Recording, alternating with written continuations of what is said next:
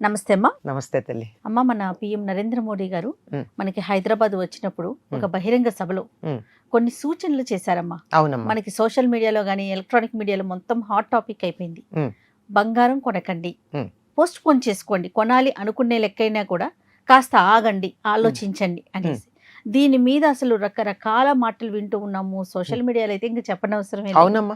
ఎందుకు అంత అంటే కొనద్దు, ఆగండి అనేదాకా ఎందుకు చెప్పవలసి వచ్చిందంటారు? దీని వెనకాల ఉన్న ఆంతర్యం ఏమై ఉండొచ్చు అంటారు? అమ్మ, బంగారం ఒకటే కాదమ్మా, చాలా విషయాల్లో జాగ్రత్త పడమని చెప్పారు. అవును. మనం గ్యాస్ వాడకం కానీ పెట్రోల్ వాడకం కానీ తగ్గించమన్నారు.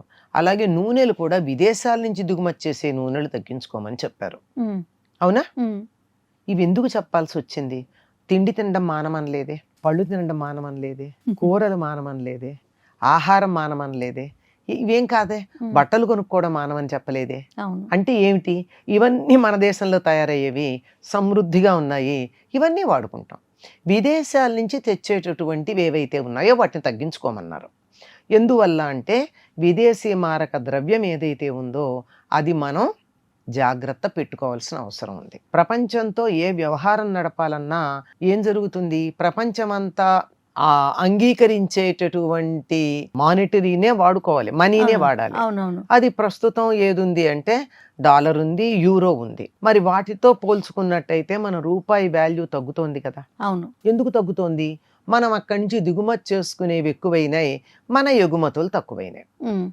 విదేశీ మారక ద్రవ్యం ఎప్పుడైతే తగ్గుతుందో మన దగ్గర, అప్పుడు ప్రపంచ ఆర్థిక ఇండెక్స్ ఏదో ఉంటుందే, మనదేదో 5వ స్థానం నుంచి 4కు వచ్చాం, 3 మన టార్గెట్, 3 రీచ్ అవ్వబోతున్నాం అన్న సమయంలో యుద్ధాలు వచ్చాయి.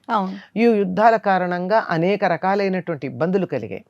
ఈ యుద్ధం రావడానికన్నా ముందే యుక్రెయిన్ రష్యా యుద్ధ సమయంలోనే మనం రష్యా నుంచి ట్రంప్ అనేక రకాలైన పన్నులు మన మీద విధించినా ఏం చేసినా ఆయిల్ తెచ్చుకుని జాగ్రత్త పెట్టుకున్నాం. 60 రోజులకు సరిపడినటువంటి ఆయిల్ మన దగ్గర ఉంది, పెట్రోల్ అదీను కదా. మరి అట్లా జాగ్రత్త పడ్డప్పుడు అప్పుడు విమర్శించిన వాళ్ళు ఉన్నారు, తప్పనిసరిగా దేన్నైనా విమర్శిస్తారు. అలా చెప్పినటువంటి దాంట్లో జాగ్రత్తగా వాడుకోమని చెప్పారు అంతే. పరిస్థితులు బాగుండనప్పుడు మీకెవరికీ తెలియకపోవచ్చు. మా చిన్నతనంలో కొన్ని చూసాం, మా పెద్దవాళ్ళు చెప్తుంటే కొన్ని విన్నాం మేము. యుద్ధం రోజుల్లో, ఆ రోజుల్లో గ్యాస్ ఇంత ఉండేది కాదు, కిరసనాయిలు చాలా జాగ్రత్తగా వాడుకోమని 6 గంటలకల్లా భోజనాలు చేసి కిరసనాయిల దీపాలు వెలిగించుకోకుండా అతి తక్కువ దీపాలతో గడిపామని చెప్పిన రోజులు ఉన్నాయి. అవునా కదా?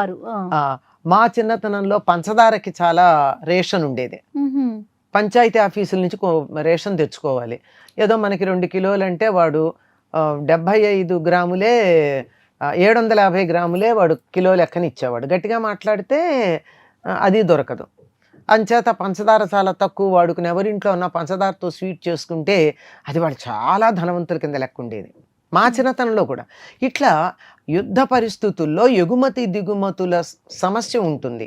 ఎగుమతికి మనకు సమస్య లేదు, కానీ దిగుమతుల్లో సమస్య వచ్చినప్పుడు మనం జాగ్రత్త పడాలని చెప్పి అనేక విషయాలు చెప్పారు ఆయన.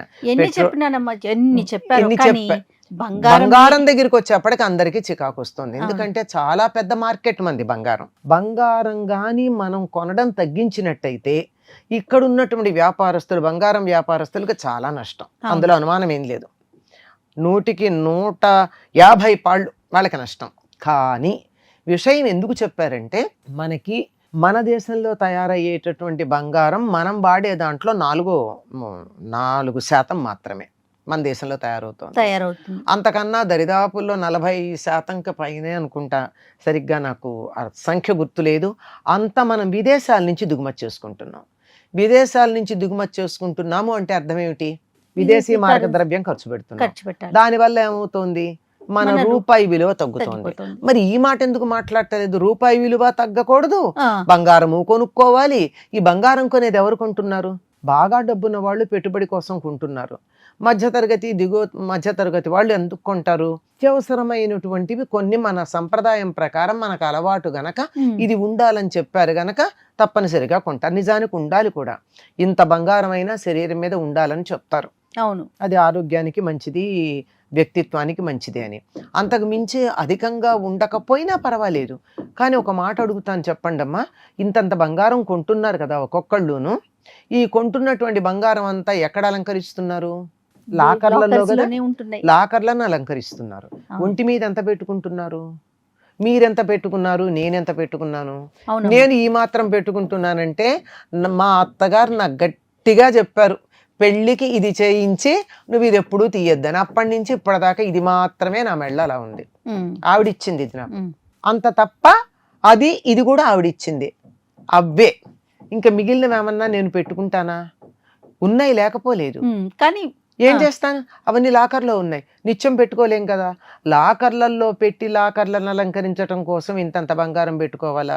భారతదేశంలో ఉన్నటువంటి బంగారం చాలా వరకు ఆడవాళ్ల దగ్గరే ఉంది, లాకర్లలో నగల రూపంలో ఉంది, ప్రభుత్వం దగ్గర ఏం లేదు. అవును. మరి విదేశీ మారక ద్రవ్యం, రూపాయి విలువ దేని వల్ల పెరుగుతాయి? ప్రభుత్వం దగ్గర ఉన్నటువంటి బంగారపు నిల్వల వల్ల పెరుగుతాయి. ఉమ్, అందుకే గోల్డ్ బాండ్స్ అని రకరకాల ప్రయత్నాలు చేయలేదా అమ్మా? అవును. ఇందిరాగాంధీ గారు ఉన్నప్పుడు కొన్ని ప్రయత్నాలు చేశారు, మొరార్జీ దేశాయ్ గారు ఉన్నప్పుడు కొన్ని ప్రయత్నాలు చేశారు. మన దేశం యొక్క ఆర్థిక వ్యవస్థ మెరుగుగా ఉండడానికి, ఉన్నదాన్ని చూపించుకోవడానికి కూడా మనకి ఈ బంగారమే ఆధారం అవుతుంది. అవును. మన దగ్గర ఎంత బంగారం ఉందో దాన్ని బట్టి కదా మన రూపాయి విలువ పెరిగేది. అందుకే ఎక్కడెక్కడో ఇంతకు ముందు కుదవబెట్టినటువంటి బంగారాన్ని కూడా ఒక 2 ఏళ్లుగా తెచ్చేసుకున్నాం కదా చాలా వరకు. అవును, అవును. కొన్ని టన్నుల బంగారం తెచ్చి మన దగ్గర బంగారం విలువలు పెంచుకున్నాం. అందువల్ల రూపాయి విలువ పైనుంచి ఇలా కిందకి పడిపోయేది, కొంచెం నెమ్మదిగా పడటం మొదలుపెట్టింది. అందువల్ల చెప్పారు, ఇప్పుడు బంగారం అత్యవసరమైతే తప్ప కొనకుండా ఉండడం అన్నది ఎవరికి సంబంధించినటువంటి విషయం? ఇవాళ కొత్తగా రోజు కూలి పెళ్లి చేసుకునే సందర్భంలో భార్యకి మంగళసూత్రం కొనడానికి వెడితే అది అభ్యంతరంగా చెప్పేదేం కాదు. అవును. సరదాగా కొన్న చీరని బట్టి చీర మీదకి కొత్త నగ పెట్టుకోవాలనేటటువంటి వ్యామోహంతో కొనేవాళ్ళు ఉన్నారే, వాళ్ళకి లాకర్లు ఎన్ని చాలవమ్మ. బ్యాంకులో ఎన్ని లాకర్లు ఉంటాయో, ఎన్ని నగల సెట్లు ఉంటాయో, అటువంటి వాళ్ళని ఉద్దేశించి చెప్పి ఉంటారో అని నేను అనుకుంటున్నా. ఒక మధ్యతరగతి, దిగువ మధ్యతరగతి వాళ్ళ మీద ఇది పెద్దగా ప్రభావం చూపిస్తుంది అనుకోను. వాళ్ళప్పుడు మనం ఏదైతే మీరు అంటున్నట్లుగా కొన్ని సాంప్రదాయాలు చేసేటప్పుడు కొన్ని కార్యక్రమాలకి మనకు బంగారం తప్పనిసరి. వారికి ఎలాంటి ఆంక్షలు ఉండుండకపోయి ఉండొచ్చేమో. తగ్గించుకోమన్నారు కానీ కొనకూడదు పెట్టలేదు. మీరు మీ అంతటి మీరు ఆలోచించండి అన్నారు తప్ప, మీరు కొంటే జైల్లో పెడతాం, అది కొనడం అన్నది శిక్షార్హం, నేరం అని అనలేదే. ఆలోచించుకోండి.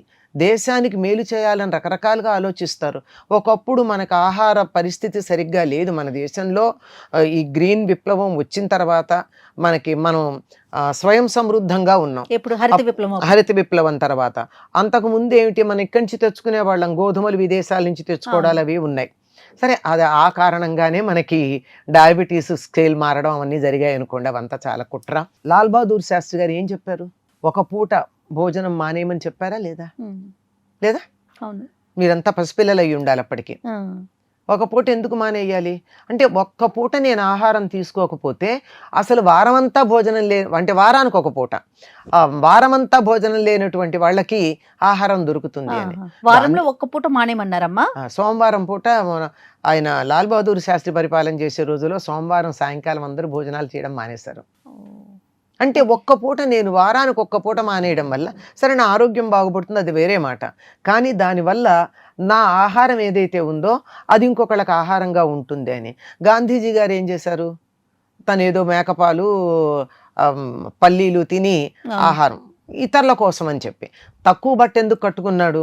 ఈ దేశంలో అందరికీ కట్టుకునే బట్టలు లేనంత కాలం నేను ఇలా కొల్లాయే కట్టుకు తిరుగుతానన్నాడు. అట్టా దేశంలో ఉన్నటువంటి ప్రజలు వాళ్ళ యొక్క క్షేమం, దేశక్షేమం దృష్టిలో పెట్టుకుని కొన్ని మాటలు చెప్పడం జరుగుతుంది. ఇది బాగా ఇబ్బంది కలిగేది. అంటే నా మీద కోపం వస్తుంది చాలామందికి ఇలా మాట్లాడితే. వస్తే రానియండి, సరదాగా బంగారం కొనుక్కునేటటువంటి వాళ్ళు దృష్టిలో పెట్టుకుంటే బాగుంటుంది. మామూలుగా అత్యవసరానికి కొనుక్కునే వాళ్ళకి ఏం సమస్య ఉంటుందని నేను అనుకోవటం లేదమ్మా. నిజానికి ఈ కాలంలో మధ్యతరగతి కుటుంబాల వాళ్ళు చేస్తున్న పని నాకు చాలా ఆశ్చర్యంగా, ఒక రకంగా బాధాకరంగా, ఒక రకంగా పర్వాలేదులే అని అనిపిస్తూ ఉంటుంది. పెళ్ళికి ఏదన్నా వెళ్ళాలంటే ఒక కొత్త పట్టుచీర కొనుక్కుంటే దానికి మ్యాచింగ్ నగలు కొనేసుకుంటున్నారమ్మా, బంగారం కాదు. 1 గ్రామ్ గోల్డ్ ఏదో అవునవును అవి ఆర్టిఫిషియల్ జ్యువెలరీ దరిదాపుల్లో చీర ఖరీదులో సగం పైన ఆ నగలు ఉంటున్నాయి. అవును అలా ఎలాగో నడుపుకుంటున్నారు కదా, బంగారమే కొన్ని ముద్దలు ముద్దలు దాచిపెట్టుకోవాల్సిన అవసరం ఏమిటి? వాడుకునేంత కొనుక్కోండి, అభ్యంతరం లేదని నేను అనుకుంటున్నాను. అవునమ్మా నా వ్యక్తిగతమైన అభిప్రాయం, మీరు ఎంత వాడుకుంటారో అంత కొనుక్కోండి, నిత్యం ఒంటి మీద అంత పెట్టుకుంటారో అంత కొనుక్కోండి.